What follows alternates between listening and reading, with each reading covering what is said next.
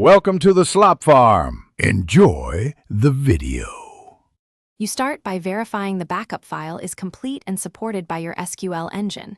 Checksum or Restore Verifiably helps. Once validated, confirm the target server version, available disk space, and that your account has sysadmin or DB creator rights. Next, set the target database to single-user mode or plan to use Restore with Replace to overwrite.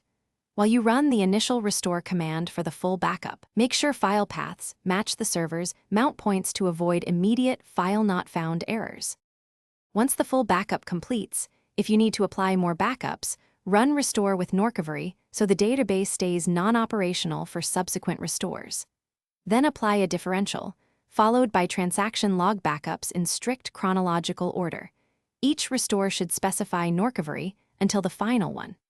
Make sure to monitor progress and SQL error messages. Use Restore Verifiably on intermediate files when time allows. If you hit file relocation or LSN issues, double-check backup sequence and logical names with Restore Filelistly. You complete the process by issuing Restore with Recovery to bring the database online. This rolls forward and makes it accessible. Once online, run dbcc checkdb to validate consistency and run integration tests or basic queries to confirm application connectivity. Make sure to update your maintenance scripts and user permissions if the database was recreated.